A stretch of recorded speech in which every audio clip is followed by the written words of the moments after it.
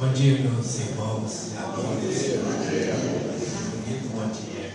É com muita alegria que nós nos apresentamos aqui nesta manhã, sob as bênçãos de Jesus, rogando a Ele que nos abençoe de uma forma muito especial nessa manhã, que dilate nossa capacidade de entendimento, de raciocínio, de sentimento, né? Para que possamos, nesses minutos sagrados que o Pai do Céu nos concede, fazer uma reflexão bem valiosa que enriqueça bastante o nosso coração. Que Jesus nos ajude, nos inspire, até mesmo para que sejamos fiéis sempre a Deus, a Ele e a Kardec, né? E nós então estamos trazendo um assunto belíssimo para conversarmos na manhã de hoje, que trata-se do capítulo 12 do Evangelho segundo o Espiritismo: amai aos vossos inimigos. E a gente vai conversar um pouco sobre esse importante assunto. Nós sabemos que isso é uma mensagem do Senhor, né? Do Mestre Jesus, que depois à frente a doutrina espírita, os espíritos na sua sabedoria abriram um capítulo especial para esse assunto: amai aos vossos inimigos. E o capítulo é o 12, né, do Evangelho segundo o Espiritismo, e lá eles dividiram em 16 subitens. O capítulo 12 dividido em 16 subitens. Nós vamos falar aqui, como vocês vão ver, a gente vai refletir em torno de 1 ou 2, no máximo 3 itens. Então a gente já percebe de imediato o material que tem lá, que a gente precisa depois olhar, né? Mas antes da gente tecer uns comentários a respeito do assunto, nós vamos ler as duas primeiras citações que os Espíritos fizeram no Evangelho segundo o Espiritismo. Porque lá, antes deles comentarem e explicarem para nós, porque ora são os Espíritos do Senhor que explicam, ora Allan Kardec. Aí no final tudo é do nosso Pai, né? Inspiração, tudo é do nosso Pai Celestial. Mas a gente vai ver que eles abrem o assunto citando a passagem do Evangelho de Jesus, relatado por Mateus e depois por Lucas, né? É aquele relato, né, individual de acordo com a inspiração de cada um, mas a passagem foi a mesma. E a gente então vai ler rapidinho para que nós possamos conversar. Amai os vossos inimigos é o título do capítulo. Depois vem retribuir o mal com o bem. E Mateus vai relatar para nós as palavras de Jesus. Quando Jesus disse: aprendestes o que foi dito: amareis o vosso próximo e odiareis os vossos inimigos. Eu, porém, vos digo: amai os vossos inimigos. Fazei o bem aos que vos odeiam e orai pelos que vos perseguem e caluniam, a fim de serdes filhos de vosso Pai que está nos céus, e que faz se levante o sol para os bons e para os maus, e que chova sobre os justos e os injustos.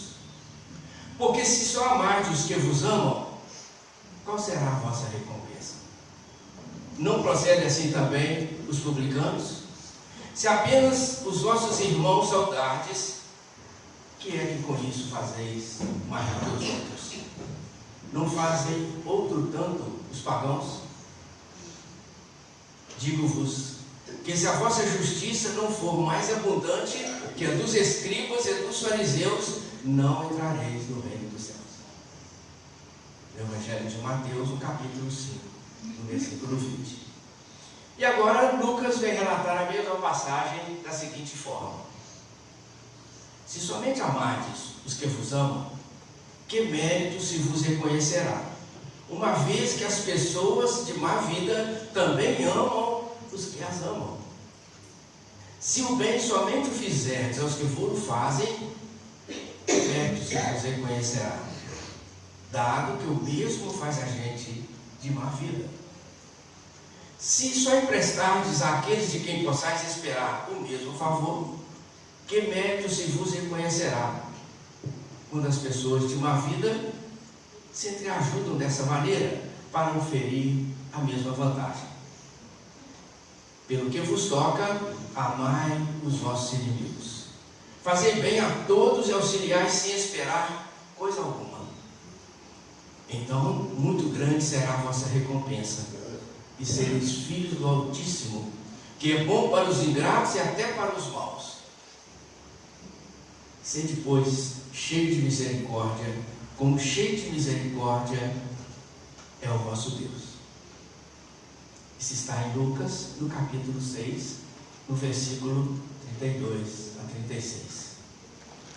E é muito lindo quando a gente começa a ouvir, ou a falar, ou a sentir as palavras de Jesus, porque é o ponto central das nossas vidas, né? E a gente vai percebendo que o mestre, quando ele fez essas importantes observações, orientações para nós, ele nos chama muita atenção para que a gente faça algo mais do que aqueles que já amam aqueles que os amam. Porque aqueles que vivem uma vida desregrada, né? Aqueles que estão planejando um assalto agora, aqueles que estão fazendo uma guerra agora, também amam a alguém. Deve amar a um filho. Quem não ama um filho? Deve amar um filho, a filha, ou a esposa, ou o marido, né? A mãe, o amor de mãe. Quem não ama a mãe? Nem à toa que Maria Dolores escreve um livro lá, né? Os dois maiores amores, Jesus e o amor de mãe. Tão grande o amor de mãe, que no livro Amanhecer de uma Nova Era, o Espírito Filomeno de Miranda vai relatar que no momento em que conversava com o irmão cujo coração estava terrivelmente cristalizado no mal e que não aceitava nenhuma conversa, vai lá Bezerra de Menezes, vai Francisco de Assis conversar com ele. Francisco, né? Que tanto cantamos agora há pouco. Conversar com ele, e depois ele não aceita e chega a mãe. Ele não resiste. Porque a palavra de mãe é assim, né? Mesmo porque os outros irmãos já tinham preparado o ambiente, né? Então, o amor de mãe. Qual desses irmãos que vive a vida equivocadamente que não ama a mãe? Então, o que Jesus está nos dizendo? Que esse amor todos fazem. Nós que conhecemos o seu evangelho, a sua mensagem, temos a felicidade, o conforto de estar no ambiente sagrado como este. Temos a obrigação de entender um pouquinho mais e de esforçar um pouco mais. E Allan Kardec vai dizer assim, logo em seguida à citação dos dois evangelistas que nós lemos. Ele vai dizer assim, que a caridade é a mais sublime conquista que podemos ter. Especialmente se nós o fizermos com aqueles que nos ofenderam. Aqueles mesmo, né? Que nos alfinetaram, que puxam o tapete, que nos oferece água no pires enfeitado de porcelana na frente da visita, e a visita vai embora e cutuca para a gente. É aquele mesmo. Mas tem aqueles que às vezes até matam alguém da família, um irmão, amigo, parente. À medida que eu vou exercitando o perdão, mesmo que às vezes eu falo assim, mas foi muito difícil, muito grave, eu não consigo perdoar. A mensagem do Senhor é dizer para nós que a vida não dá salto. A natureza é uma verdadeira lição, basta a gente olhar. A natureza não dá salto. É tudo aos poucos. Se eu não consigo ainda perdoar, eu vou exercitar e não desejar mal. Já estou começando a caminhar. Eu consigo agora já orar por aquela pessoa. Ótimo, eu já estou caminhando. Quem sabe amanhã eu vou conseguir dar um bom dia, boa tarde, boa noite. Quem sabe um aperto de mão? Quem sabe uma conversa de coração? É um exercício. É um exercício. Porque nós precisamos desse exercício. Nós precisamos perdoar. Porque o perdão, ele liberta. Enquanto eu estou com mágoa, ressentimento no coração, eu estou preso. Eu estou preso. Às vezes a outra pessoa não está nem lembrando. Eu estou preso, adoecendo as minhas células fisiopsíquicas, meu campo emocional, meu campo neurológico, minha pressão arterial, por causa do ódio e da mágoa. E nós precisamos, nós que já estudamos a doutrina espírita, a amada doutrina espírita, a gente tem que entender a mensagem de Jesus quando ele disse assim: bem-aventurados misericordiosos, porque obterão misericórdia. Jesus estava dizendo em outras palavras assim: quando você perdoar, você vai mudar de padrão vibratório. Aí você vai vibrar numa faixa vibratória mais elevada. Você vai receber aquelas energias melhores, você vai ficar muito bem. Ao contrário, como a lei de Deus é de justiça, de amor e de caridade, né?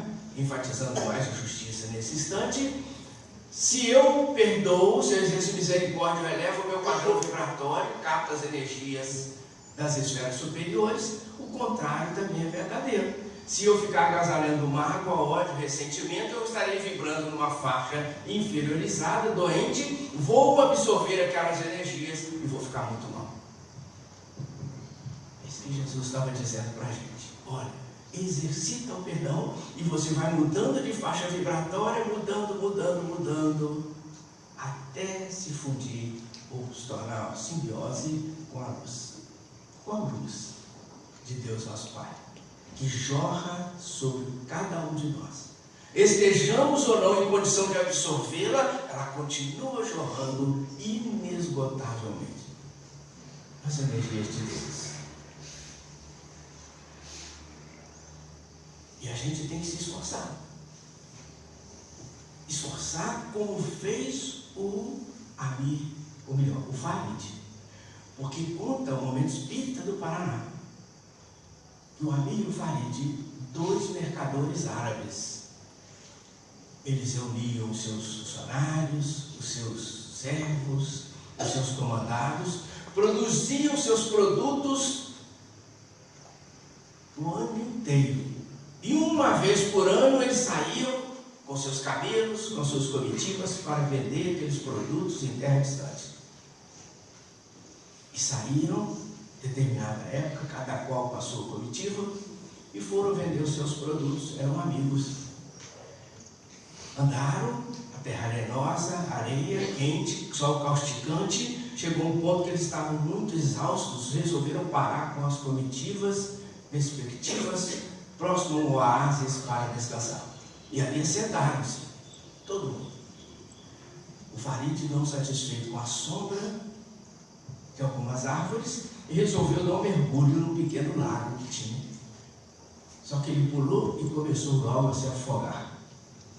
O Amir, diz a mensagem, dedicadamente saiu desabalado da corrida, pulou dentro da água de roupa e tudo, e salvou o companheiro Farid. Chegou do lado de fora, prestaram os primeiros socorros e tudo mais. O Farid se recuperou. Só que ele falou assim, chamou seus servos e falou: olha, vocês estão vendo aquela pedra lá do outro lado, do lago? Pois é. Levem ferramentas, vão lá, entalhem naquela pedra para que nunca mais se apague.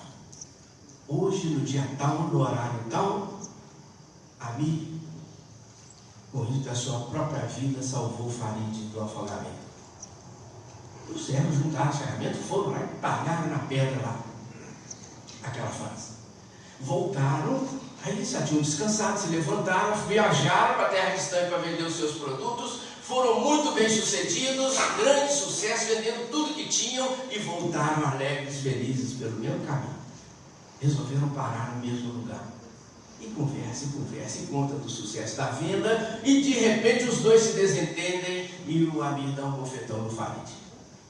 O Farid se levanta, pega uma varinha bem fininha, vai na beira do lago e escreve de leve na areia: hoje, por um motivo tolo, no dia tal, no horário tal, Amir esbofeteou Farid.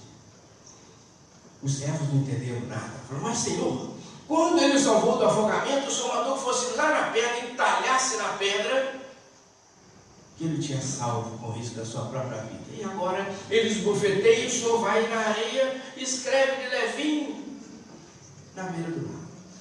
E o farente então vai dizer para eles: quando a atitude for luminosa, for nobre, a gente tem que escrever, entalhar nas pedras em todos os lugares, para que todas as pessoas que passarem vejam e façam igual. Ao contrário, entretanto, quando a atitude for infeliz, que eu não consegui perdoar, que eu vá pelo menos na beirada do lago, escreva bem de levinho na areia, para que ninguém veja. Porque a primeira brisa que vier vai trazer areia e vai apagar aqui. Ou se for uma brisa mais forte, vai trazer a onda do lago e vai apagar. Ninguém mais vai ver, consequentemente ninguém mais vai fazer igual.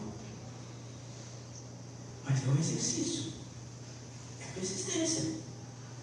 Nós temos que persistir nessa luta, nesse desejo de perdoar.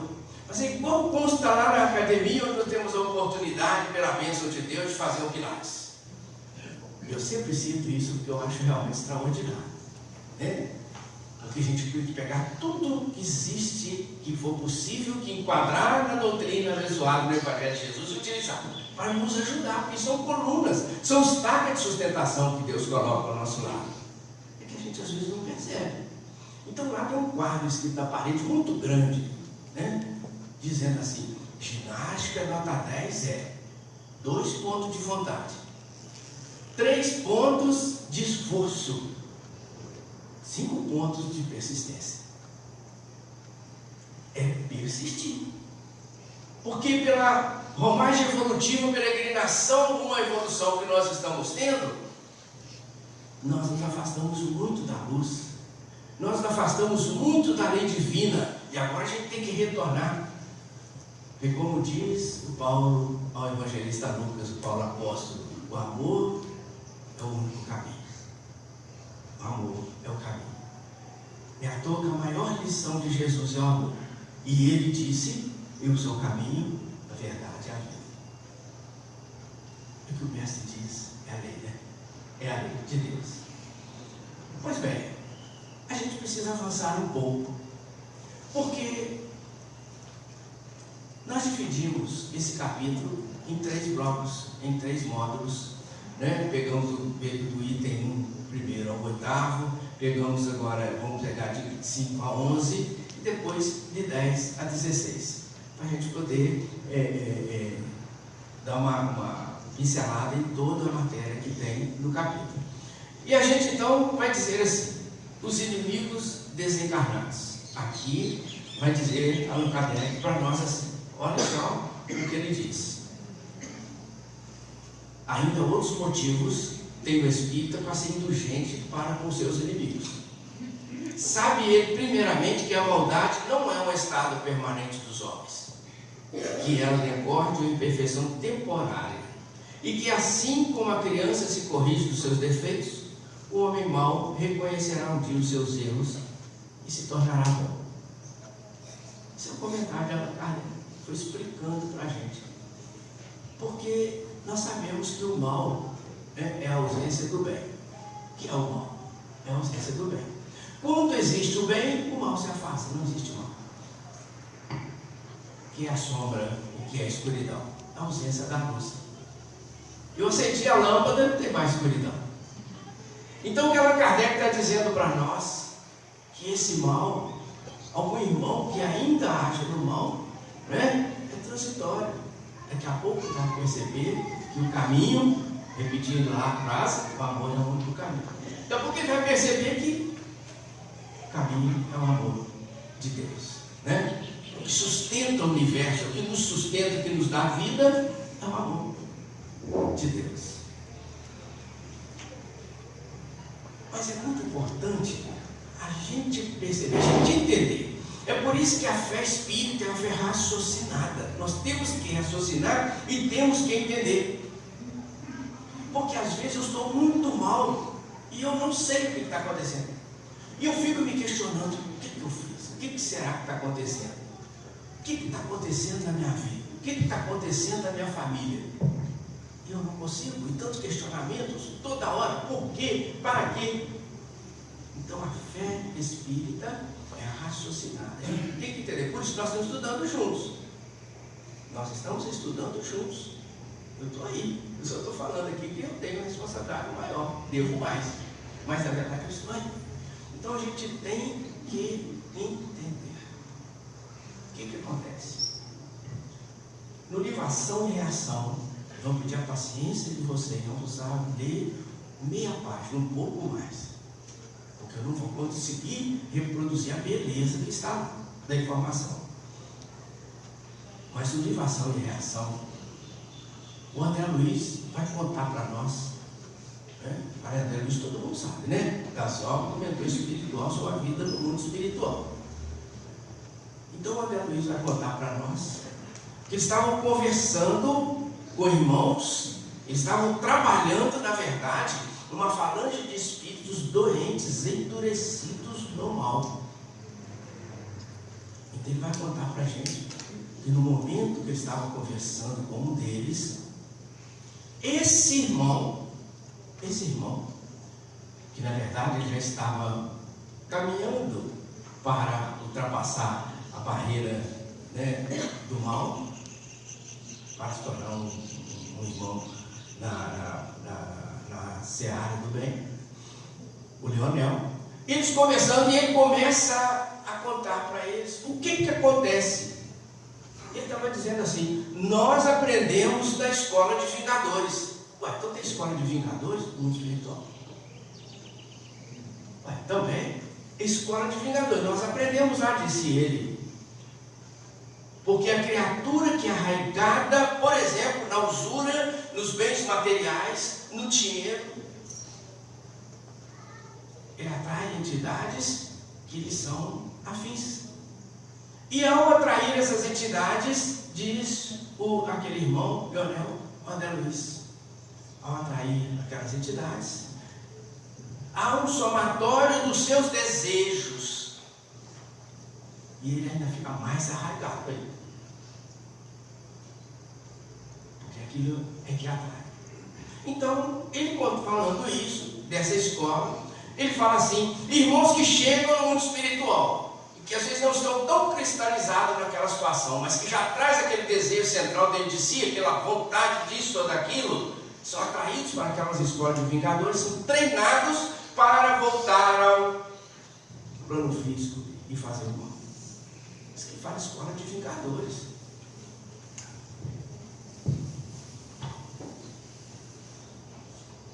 Então nós gostaríamos de ler muito rápido, para a gente ver como que a coisa se processa. E Leonel fala assim: Leonel, percebendo que Silas penetrava o âmbito do problema, o Silas era o instrutor do André Luiz naquele momento, com surpreendente facilidade explicou entusiasmado: sim, aprendemos nas escolas de vingadores que todos possuímos, além dos desejos imediatistas comuns, em qualquer fase da vida, um desejo central. O desejo central ou tema básico dos interesses mais íntimos.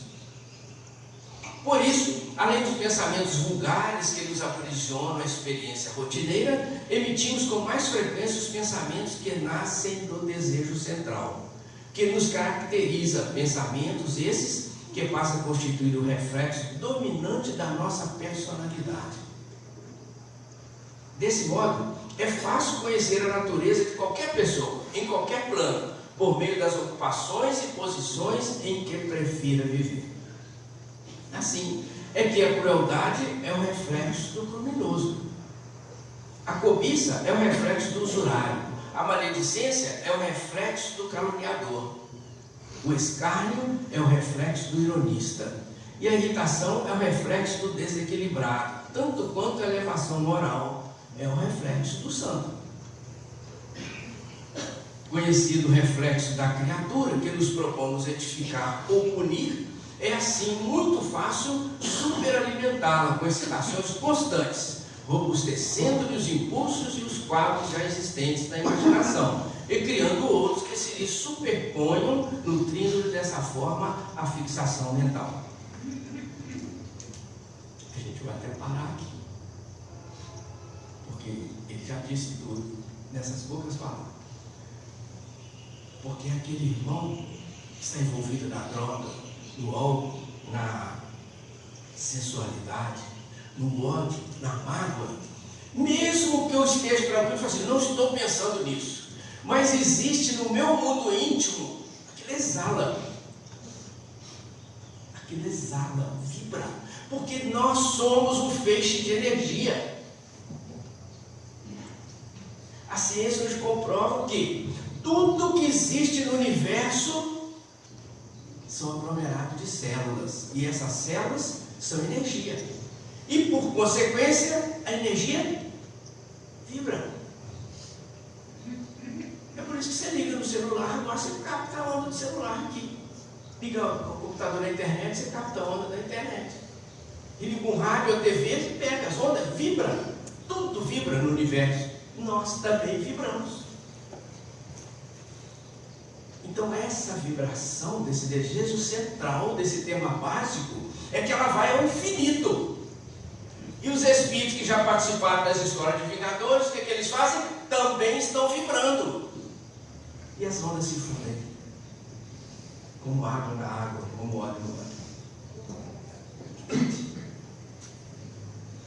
Então a gente tem que estar atento à riqueza da doutrina espírita, porque ela traz as informações e detalhes do Evangelho de Jesus, que é o Evangelho de Jesus redivivo, e ela nos convida ao raciocínio, e a gente olha assim e fala, mas não é que é mesmo? Não é porque o professor Geraldo falou, não é porque está no livro, é que eu sinto, porque os Espíritos já dizem na obra da Gênesis, não é o ver que faz crer, é o entender. Eu tenho que entender a vida para que eu saiba viver. Por isso que o centro desse trabalho maravilhoso está lá acolhendo as crianças. Foi convidado aqui no início, os jovens, porque eles vão percebendo isso mais cedo e erram menos.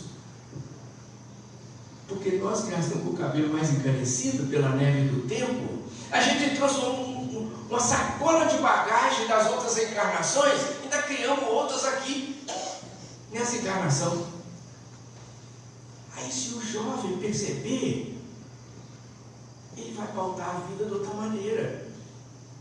Opa, no mínimo esteja central, eu tenho que moldá-lo. Por isso que está lá, está sendo moldado nas crianças agora, né? O caráter, a dignidade, a seriedade, a honradez, o respeito, a liberdade, a verbalização, as ondas oculares, auditivas. Para que esse desejo central seja um reflexo amanhã da santidade. Da santidade. É muito belo. E a doutrina espírita ela amplia o nosso raciocínio. Que volta e meia ela traz para nós detalhes da mensagem do Senhor. Porque tudo é a mensagem do Cristo. Só que Jesus, na época, né, em 3 anos, ele não tinha como explicar detalhes. Porque ele começou a falar resumidamente, nós já passamos, vamos crucificar esse cara que está incomodando. Imagina se ele fosse explicar a faixa vibratória, tema central, desejo central. Não tinha como. Então ele manda o Consolador depois, 1850 anos depois, trazendo detalhadamente a riqueza da sua mensagem. Mas nós falamos nessa escola, mas tem muitas outras. Tem muitas outras. Uma delas é uma escola, o Espírito Ivone Pereira chama de um nicho, né? um aglomerado, uma reunião, um conjunto, algo descomunal, de falantes de espíritos que faz a mesma coisa, treinando o espírito para incitar as pessoas para o suicídio. Nós estamos vivendo hoje um período complicadíssimo. Suicídios aumentando terrivelmente, inclusive na faixa etária de 13 anos, pré-adolescência, 12 anos. Na escola e prepara irmãos para incitar os outros ao extermínio. Mas Deus é misericórdia. Deus tem o controle central da vida e ele deixa que as coisas aconteçam quando é útil, quando é necessário para a humanidade. Enquanto ele achar que é necessário, ele permite. Achou que não, acabou, para aí, porque o controle é de Deus, é o todo sábio, o todo poderoso. Então, o Espírito Ivone Pereira, no encerramento do Congresso Espírita do ano de 2010, em Brasília, ela estava com uma série de espíritos superiores do mundo espiritual, observando no último dia o encerramento do Congresso Espírita Brasileiro, que vai ter novamente agora, 2020, no mês de outubro, se não me engano, Congresso Espírita Brasileiro. Então ela estava observando, e ela então, depois, foi algo tão belo, que ela conta a história e registrou através da psicografia da nossa irmã Marta Antunes de Moura, na Federação Espírita Brasileira. Ela mandou uma psicografia falando para a gente. Ainda bem que ela compartilhou com a gente essa beleza. Porque ela vai dizer assim, tinha essa escola de treinamento para irmãos para incitar os outros ao suicídio. E os Espíritos do Senhor, assim como aqui tem uma presa de Espíritos trabalhadores de Jesus, não estão nem se preocupados em se identificar se é A, B ou C, porque eles o fazem por amor. E lá também tinham muitos. Eles iam nessa escola de incitação ao suicídio, conversavam com os organizadores para que aquilo mudasse, não era aquele caminho, não era o caminho do amor. Eles não aceitavam. Diz que até gargalhadas sarcásticas eles ouviam e não conseguiam. Tentaram muitas vezes, a mensagem aqui vai mostrar que foram muitas vezes que eles tentaram, mas não conseguiram resultado algum com aqueles irmãos tão endurecidos ainda no coração.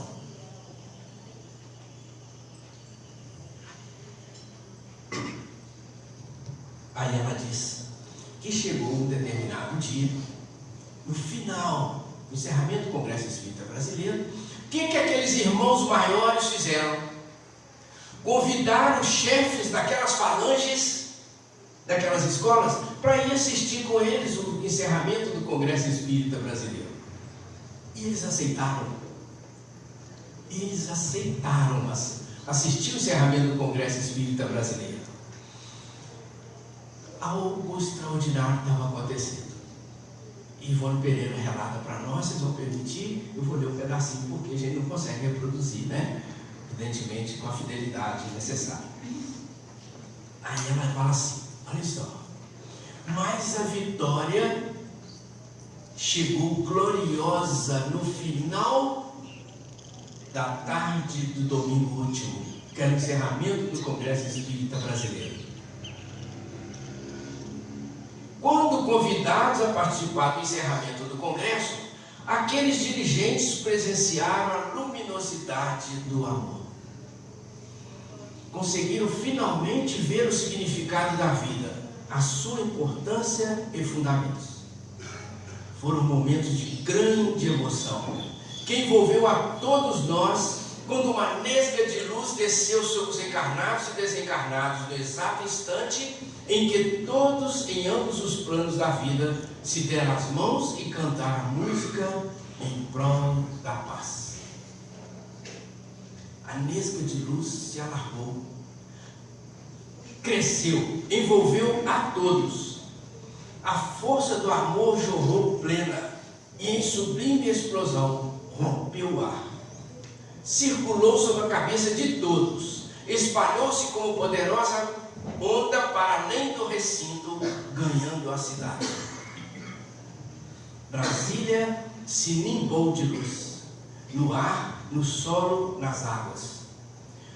A nossa visão estupefata e maravilhada, parecia que uma nova estrela estava surgindo. Os seres da criação, vegetais, animais e hominais, os elementos inertes, rochas e minerais, as construções humanas, prédios, edifícios, avenidas, bancos, repartições públicas e privadas, residências, tudo, enfim, foi banhado por luz pura e cristalina que jorrava do alto. Célere A bela luminosidade espalhou do coração da pátria para todos os recantos do Brasil, das Américas, da Europa, da África, mais além, no extremo e médio oriente, atingindo todos os continentes, países e cidades. Alcançou os polos do planeta, girou em bailado sublime por breves minutos ao redor da Terra e se prolongou mais além em direção ao infinito. Jesus tinha se aproximado do planeta em brevíssima visita de luz, amor e compaixão.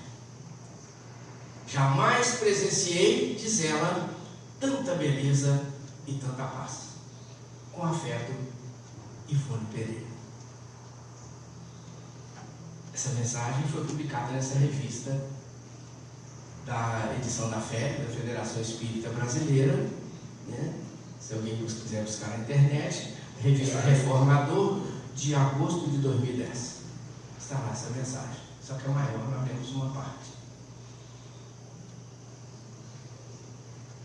Então o coração bate forte, né, gente?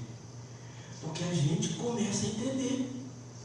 Ah, mas é porque leu aqui? Nada, porque leu não. É que eu senti no coração, eu sinto que é verdade. Como a palavra de Deus é a verdade. Jesus disse ao Pai no Evangelho: a tua palavra é a verdade.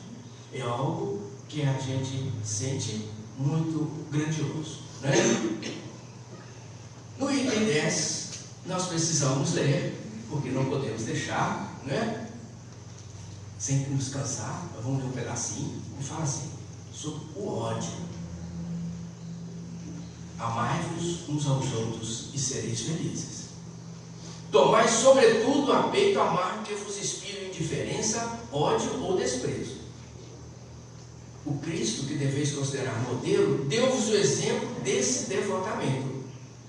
Missionário do amor, ele amou até dar o sangue e a vida por amor. Penoso vos é o sacrifício de amar os que vos ultrajam e perseguem, mas precisamente esse sacrifício é que vos torna superiores a eles. Se os odiasseis, como vos odeiam, não valerias mais do que eles.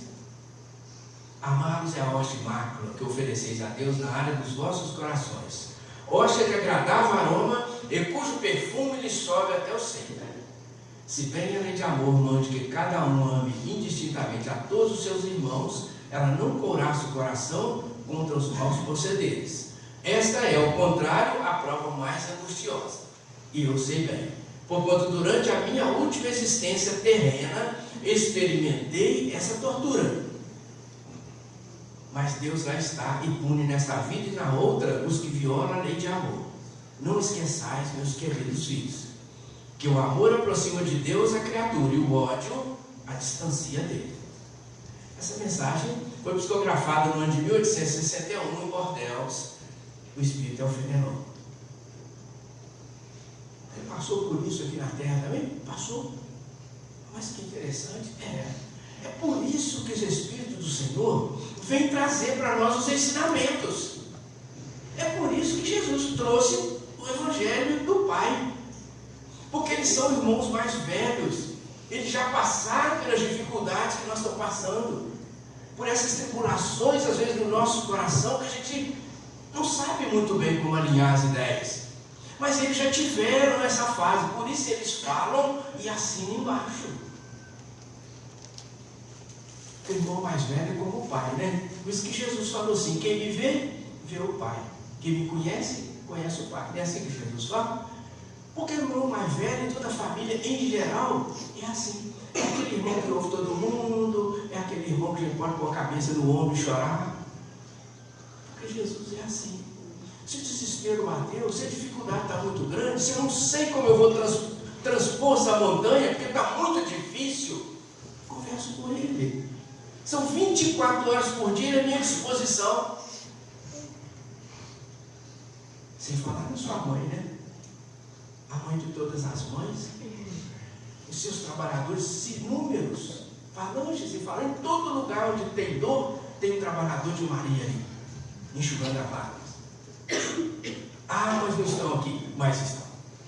O que estão esperando e que precisamos é dar a mão para eles. André Luiz ficou 8 anos no umbral em sofrimento, porque não era feito a oração. 8 anos depois, um dia, ele pensa assim: poxa, mas eu vejo tanta coisa em torno de mim, deve ter alguém que construiu isso, deve ter um dono disso tudo, eu vou falar com ele. E aí ele fala com o dono do universo, sem saber que estava falando com Deus. E aí clareia na frente dele, ele viu uma mão de luz estendida para ele, que estava lá, o Alexandre, há tempos. Até porque sua mãe vivia pedindo, né, a mãe da Ana Luísa. Então, estava lá, estava esperando ele se conectar. Ah, mas eu não consigo orar. Então você faz o seguinte: rasga os papel, lava os copos, arruma a cozinha, arruma a cama, mas está tudo arrumado, não tem problema. Rasga o papel, joga no chão, varre de novo. Porque é preciso a gente desconectar dessas situações, desses irmãos, para que a gente dê oportunidade às mãos de luz que estão à nossa volta nos pegarem. Eu não consigo ligar 2 USB no computador, não é? No mesmo conector. Eu tenho que tirar uma com o outro. Isso que a vida nos dá exemplo todo momento. Eu tenho que pegar lá e trazer para o meu coração. Puxa, então eu tenho que desconectar de um lado e conectar do outro. Então eu faço alguma coisa, mas a cozinha está toda arrumadinha, suja copo, não tem problema, lava de novo. Para que você lavando o copo, você se fixa no copo e abre uma desconexão com aquilo. É o suficiente para o socorro chegar. Mas o fundamental, não podemos esquecer: o amor vibrando no coração, desejo central de amar, de ajudar, de colaborar. E a leitura do Evangelho de Jesus.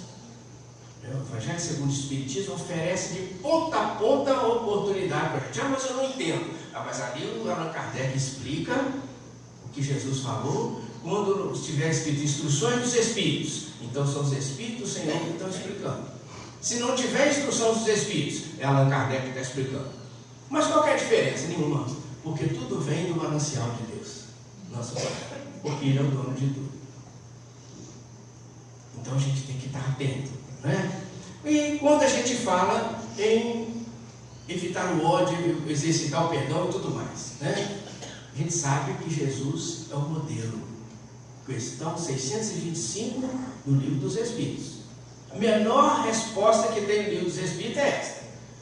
Quando Allan Kardec pergunta qual o espírito mais perfeito que já esteve na Terra e que pode servir de modelo e guia para a humanidade. A resposta é Jesus.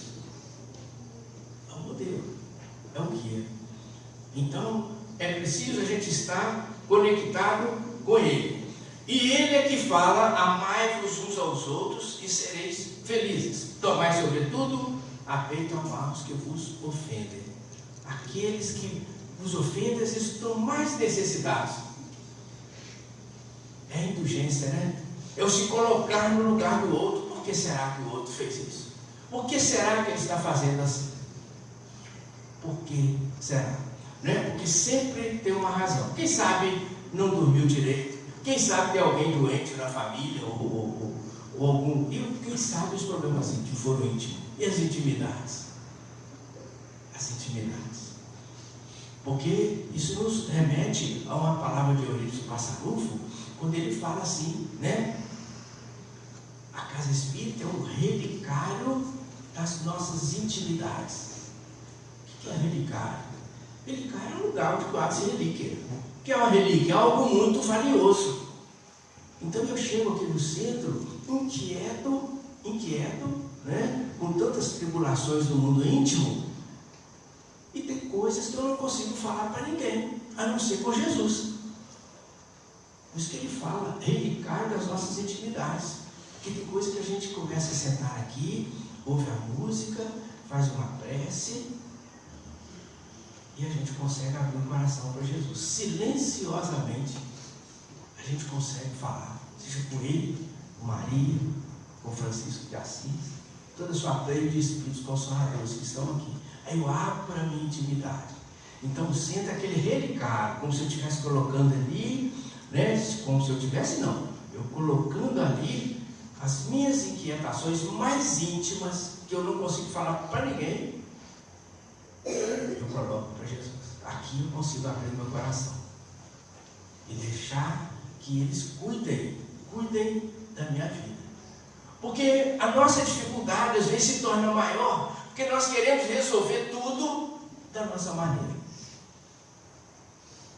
O nosso mentor espiritual, o nosso anjo guardião, né, em nome do Pai, porque ele trabalha em nome do Pai, conectado com as esferas várias, com as escalas várias até chegar no Pai, está nos falando algo, e a gente fala, mas eu queria fazer assim. Vai por ali, não, eu quero ir por aqui. Então, se eu decido ir por aqui, por outro lado, eu tenho que arcar com as responsabilidades. Porque toda decisão que eu tomo, ela traz uma consequência. Né? Nós estamos inseridos no livre-arbítrio, na lei do livre-arbítrio, e, consequentemente, na lei de causa e efeito. Então, eu tenho a liberdade de ir para um lado e ir para o outro, de tomar uma decisão ou tomar outra decisão. Mas qualquer decisão que eu tomar, ela vai trazer consequências. Porque toda decisão traz consequências. Se eu tomar uma decisão feliz, ela vai trazer consequências felizes. Se eu tomar uma decisão equivocada, ela vai trazer decisões, ou conclusões, ou consequências, melhor dizendo, infelizes, dolorosas. Então a nossa caminhada, à medida que a gente coloca sob o teto da doutrina espírita, começamos a raciocinar, começamos a entender, a gente começa a se trabalhar mais, a se policiar mais, ficar mais atento.